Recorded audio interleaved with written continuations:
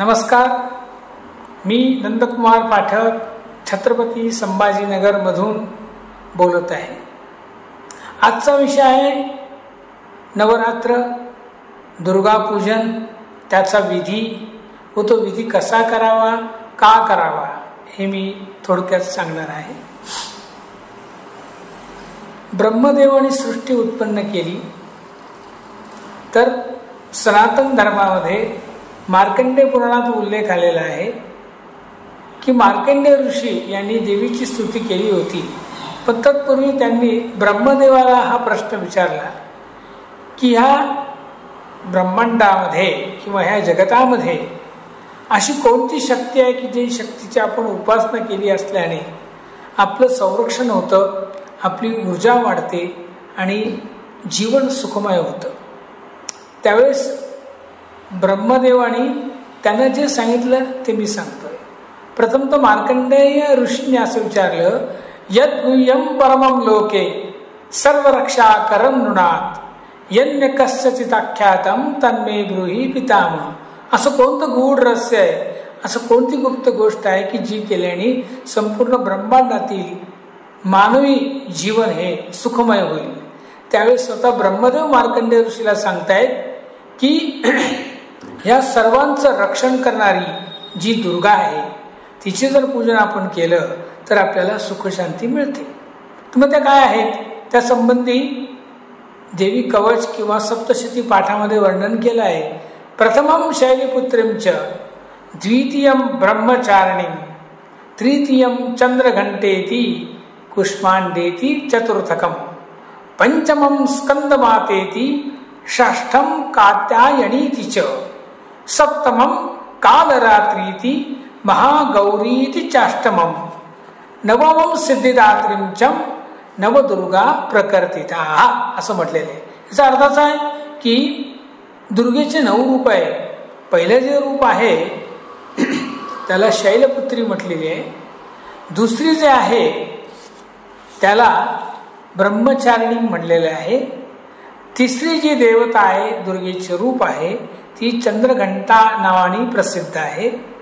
आणि चौथी जी आहे ती कुष्मांडेती किंवा कुष्मांड देवी असं म्हटलेलं आहे. 5वी स्कंदमातेती आहे. 6वी कात्यायनी आहे. नंतर 7वी कालरात्री आहे. 8वी महागौरी आहे. आणि 9मं म्हणजे 9वी सिद्धिदात्री म्हणजे सर्व सिद्धी पुरवणारी, सर्व मनोकामना पूर्ण करणारी अशी ही 9वी आहे. अशा ह्या 9 शक्तीचं 9 रूपातील आपल्याला उपासना करायची आहे. आणि ती अश्विन शुक्ल पक्ष प्रतिपदा ते 9वी पर्यंत हा उत्सव असतो. त्या 9 दिवस शक्तीची पूजा केली जाते. आता ही पूजा कशी करावी, का करावी हे बोलतोय. साधारणतः जून महिन्यापासून ते सप्टेंबर ऑक्टोबर पर्यंत पर्जन्यमान होतं आणि धनलक्ष्मी घरात येते. आपला हा जो भारत देश हा कृषीप्रधान देश आहे, त्यामुळे साधारणतः ऑक्टोबर म्हणजे नवरात्री अश्विन महिन्यापर्यंत धरती भरभरून धनधान्य देते. ती जी धनधान्य देवता आहे किंवा जी धनलक्ष्मी आहे ही घरात जेव्हा आणली जाते किंवा येते तर तिच्या सन्मानार्थ हा देवीचा उत्सव केला जातो. त्याला शक्तिपूजा असं म्हणतात. किंवा त्या दुर्गा देवीने जे आपल्याला भरभरून दिलं आहे तिच्या ऋणातून मुक्त व्हावं आणि तिची भक्ती व्हावी आणि असंच वर्षानुवर्ष आपलं कल्याण व्हावं या दृष्टिकोनातून केलेला जो उत्सव आहे त्याला नवरात्री उत्सव असं म्हणतात. आता याच्यामध्ये 3 तारखेपासून नवरात्राला सुरुवात होत आहे. 3 ऑक्टोबर ते साधारण 10 ते 11 तारखेपर्यंत हा उत्सव चालणार आहे, दसऱ्यापर्यंत. तर ह्या 9 दिवसाचं काय पूजन करायचं, कशाला करायचं हे मी सांगितलं. आता याचं पूजन मुहूर्त कधी आहे तर 3 तारखेला सकाळी आपण 6:30 ते 8 या दरम्यान किंवा 9:30 ते 11 किंवा दुपारी 12:30 ते 1:30 वाजता यापर्यंत आपण ह्या मुहूर्तावरती पूजन आपण करू शकतो की हा संपूर्ण पर्व काळ आहे. आता ह्या पूजेसाठी काय काय साहित्य लागतं ते आपण बघूया. रूढी परंपरानुसार तांब्याचा कलश किंवा मातीचा घट घ्यायचा आहे. घट ठेवण्यासाठी पत्रावळीवरती काळी माती पण लागेल आपल्याला. चौरंग म्हणजे आसन, त्यानंतर अखंड नंदादीप ठेवण्यासाठी दिवा, विड्याची पानं, मोळी किंवा लाल धागा, तसेच खारीक खोबरं, 11 ते 15 पानं विड्याची पानं, हळकुंड, खारीक खोबरं, खडीसाखर नैवेद्यासाठी, ह्या सगळ्या गोष्टी आपल्याला लागतात. हे झालं साहित्य. तर 3 तारखेला पहिल्यांदा आपल्याला काय तयारी करायची आहे, तर पहिल्यांदा एका पत्रावर थोडीशी काळी माती घ्यायची आहे आणि त्या काळी मातीमध्ये कलश आपण स्थापन करायचा आहे. तो तांब्याचा कलश किंवा मातीचा घट जरी असला तरी चालतो. आपल्या रूढी परंपरेप्रमाणे आपण करावं. कलशामध्ये पाणी, त्याच्यानंतर त्यामध्ये एक नाणं टाकावं, सुपारी टाकावी आणि वर नारळ आपण ठेवायचं आहे. ही झाली कलश स्थापना. त्यानंतर मुख्य चौरंगावरती आपण आसन टाकून श्री लक्ष्मीची किंवा देवीची मूर्ती आपण ठेवू शकतो. काहींच्या घरी देवीचा टाक असतो, मग तो तुळजाईचा असेल, तुळजाभवानीची मूर्ती असेल, रेणुका मातेची मूर्ती असेल, ती आपण त्या ठिकाणी आसनस्थ करायची आहे आणि पूजाविधी सुरू करायचा आहे. तर पूजाविधी सुरू करत असताना पहिल्यांदा आपल्याला संकल्प करायचा आहे. संकल्पामध्ये स्वतःचं गोत्र सांगायचं आहे. गोत्राचा उच्चार करून मम इष्टकामना सिद्धर्थम प्रतिवार्षिक विहितम इदम नवरात्र घटस्थापना कर्म करिष्ये असं तुम्हाला म्हणायचं आहे. आता यामध्ये सुरुवातीला आपल्याला गणपती पूजन तर करणं आहे, कलश पूजन आहे, वरुण पूजन आहे, त्यानंतर देवीला अभिषेक किंवा प्रतिष्ठापना आपल्याला करायची आहे. तत्पूर्वी आपल्याला नंदादीप लावायचा आहे. तो नंदादीप तुम्ही चौरंगाच्या बाजूला पण ठेवू शकता किंवा जर देवघरात तुमची मूर्ती असेल तिथे ठेवू शकता. पण नंदादीप शक्यतो ज्या ठिकाणी आपण घटस्थापना केली त्या ठिकाणी आपण नंदादीप ठेवू शकता. नंदादीपासाठी आपण थोडेसे तांदूळ घ्यायचे, एका प्लेटमध्ये अष्टकमळ काढा किंवा एखाद्या लाल वस्त्रावरती तांदूळ ठेवून अष्टकमळ किंवा स्वस्तिक काढून त्यावर तुम्ही हा नंदादीप ठेवायचा आहे. नंदादीप ठेवत असताना त्यामध्ये कापसाची वात घाला आणि तो अखंड दिवा लावण्यासाठी त्याच्यात तेल टाकायचं आहे आणि थोडासा कापूर जर वडी टाकली तर हा दीप प्रज्वलित होतो, मध्येच तो मंदावत नाही. त्यामुळे ही काळजी घ्यायची. पहिल्यांदा दीप प्रज्वलन करायचं आहे, नंतर संकल्प करायचा आहे. तत्पूर्वी त्याच्यानंतर आपल्याला विडा सुपारी मांडायची आहे. एका विड्यावरती सुपारी, त्याच्या खाली एक नाणं ठेवायचं आहे. बाजूला दुसरा विडा जो आहे त्यावर गुळ खोबरं खारी हळकुंड ठेवायचा आहे. प्रथमतः गणपती स्मरण करून गणपतीला अभिषेक करायचा तांबणामध्ये घेऊन. गणपतीचं अभिषेक झाल्यानंतर गणपती म्हणजे त्या सुपारीला पुसायचं आणि परत त्या ठिकाणी स्थापना करून कुंकुम, हळद, कुंकू, गुलाल, अक्षत, फुलं व्हायची, धूपदीप दाखवायचा आहे, गुळ खोबऱ्याचा किंवा त्या नैवेद्य दाखवायचा आहे.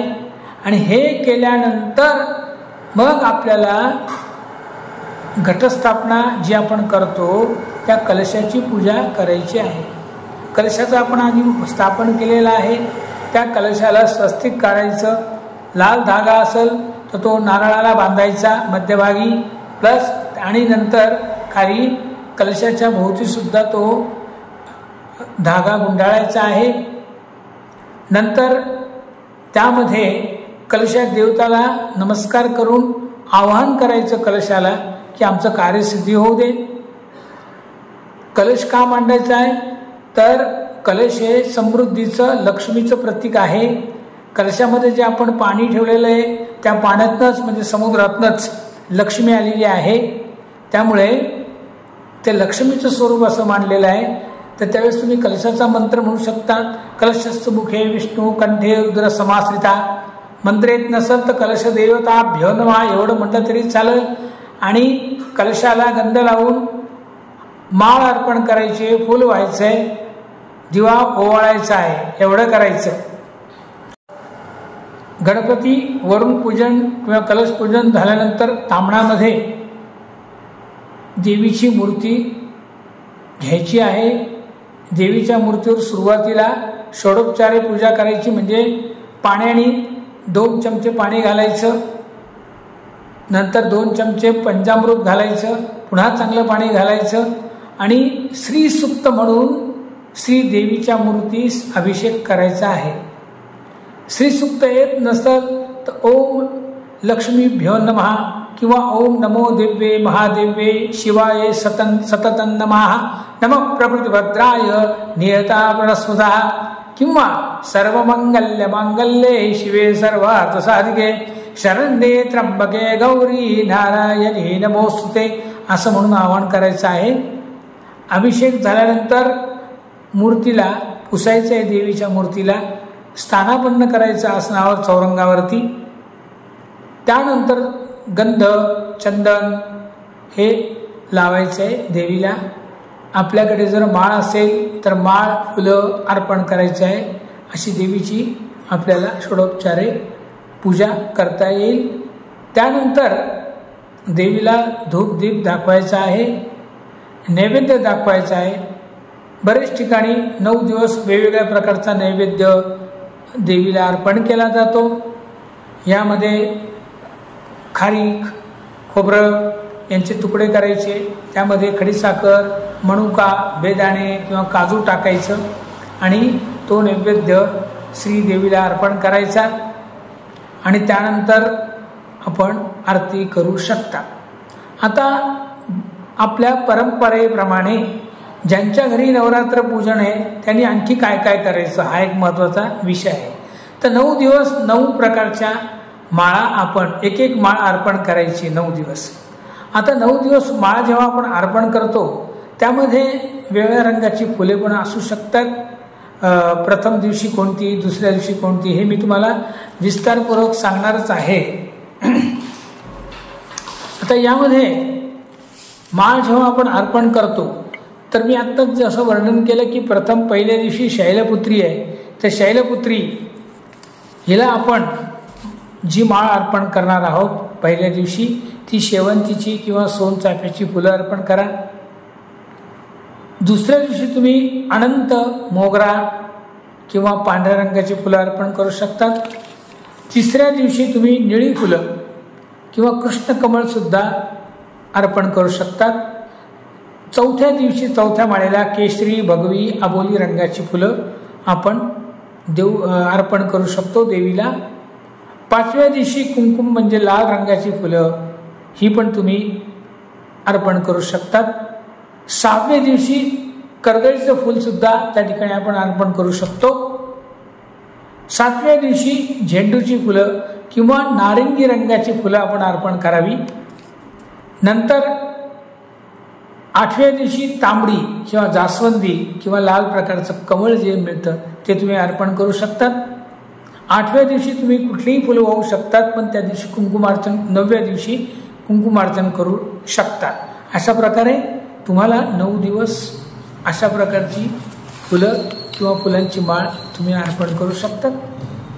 आता पहिल्या दिवशी जे आहे त्या दिवशी काय अर्पण करावं नैवेद्य असं लोकांना वाटतं. निरनिराळ्या प्रकारचे पदार्थ आपण देऊ शकतो. पहिलीची शैलपुत्री जी आहे प्रथम दिवशी शैलपुत्रीची पूजा आपण करतो, त्या दिवशी आपण गाईचं तूप सुद्धा जरी अर्पण केलं तर ते जास्त महत्त्वाचं आहे. कारण गाईचं तूप म्हणजे सूर्याची उपासना एक प्रकारे, म्हणजे सूर्यासंबंधित असलेले सर्व प्रकारचे फायदे आपल्याला मिळतात. दुसऱ्या दिवशी म्हणजे ब्रह्मचारिणीचं रूप आहे देवीचं, त्या दिवशी आपण साखर नैवेद्य दाखवू शकतो. साखर हे शुक्राचं प्रतीक आहे, म्हणजे शुक्र ग्रहांची कृपा आपल्यावरती होऊ शकते. तिसरी आहे चंद्रघंटा, म्हणजे चंद्रघंटेचं रूप आहे, म्हणजे तिच्या देवीच्या मस्तकावर चंद्रकोर आहे. त्यामुळे तुम्ही या ठिकाणी दूध अर्पण करू शकतात, खीर अर्पण करू शकतात.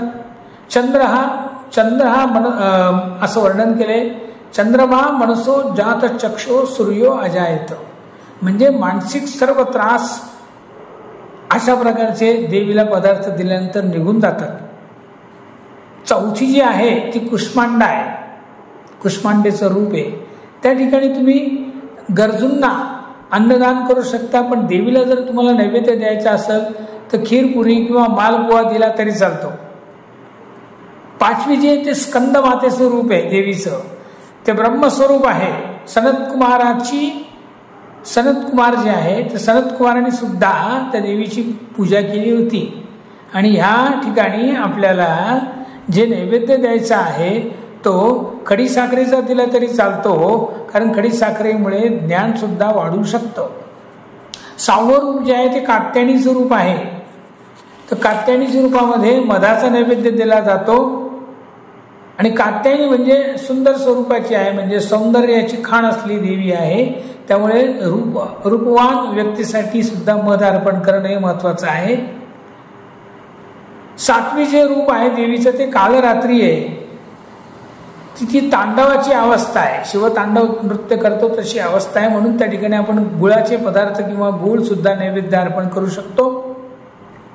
आठवी जी आहे ती महागौरीची जास्त म्हटलेलं आहे, गौरवर्णाची आहे. या ठिकाणी आपण चंद्र संबंधित असलेली फळं म्हणजे नारळ अर्पण करू शकतो, केळी पण अर्पण करू शकतो. आणि शेवटची जे रूप आहे देवीचं ते सिद्धिदात्री आहे, सर्व प्रकारची सिद्धी प्राप्त करून देणारी आहे. 9वं रूप, त्या दिवशी कुमारी पूजन पण करू शकतात. आणि या ठिकाणी खीर सुद्धा आपण अर्पण करू शकतो नैवेद्याला. असे हे नवरात्रीचे 9 रूप आणि त्यांचे नैवेद्य मी सांगितले. त्यानंतर आपण असा विचार करतो की 9 रूपातील सर्व नवदुर्गेचं पूजन झाल्यानंतर नवमीचा कुलाचार असतो, तो आपण कुलाचार करायचा आहे. त्यावेळेस आपल्याला सवाष्ण ब्राह्मण मिळाले तर त्यांना जेवू घालावं. 9 दिवस आपण सप्तशतीचे पाठ नित्यनेमाने करू शकतात. ज्यांना शक्य असेल त्यांनी करावं, ज्यांना शक्य नाही त्यांनी ब्राह्मणद्वारा 9 पाठ करावे आणि 10व्या पाठानिमित्त हवन करावे. आता हवन का करावे, तर हवनामध्ये सर्व देवतेंचं आवाहन करून म्हणजे नवदुर्गेचं आवाहन करून आपण निरळ्या प्रकारचे भोग अग्नीला देऊ शकतो. तीळ, तूप, नंतर वेगवेगळे जे जव हे पदार्थ सुद्धा आपण त्या ठिकाणी हवनात करू शकतो. ज्या ज्या दुर्गेचं ज्या ज्या देवतेचं आपण आवाहन करतो ती ती देवता त्या ठिकाणी येऊन आपल्याला आशीर्वाद देते. अग्नी सर्व भक्षण करतो आणि वायुरूपातून त्या त्या देवतेला तो सर्व भोज्य पदार्थ पोहोचवतो. म्हणून अग्नीला पुरोहित असं म्हटलेलं आहे. अग्निमिळे पुरोहितम यज्ञस्य देव मृत्युजम असं म्हटलेलं आहे. तर अग्नी हा जो आहे हा मीडिया आहे, मध्यम म्हणजे मध्यस्थ आहे, की जो आपली आणि देवतेंची डायरेक्ट आपल्याला त्यांच्याशी संपर्क मंत्राद्वारे नंतर भोज्य वस्तूद्वारे करता येतो, असं त्याचं शास्त्र आहे. आता नंतर कुमारी पूजन आपण करू शकतो. प्रत्येक ठिकाणी त्यांच्या त्यांच्या पद्धतीनुसार प्रथम प्रतिपदेपासून ते 9वीपर्यंत सर्व कुमारिकांना एक कुमारिकाला जेवू घातलं जातं, निळ्या प्रकारचे पदार्थ अर्पण केले जातात. असा हा विधी आहे. आपल्याला ज्या ज्या गोष्टी शक्य आहेत तेवढ्या कराव्यात. बाकीचे आपण देवीला नमस्कार करून आशीर्वाद मागू शकतो. नमस्कार.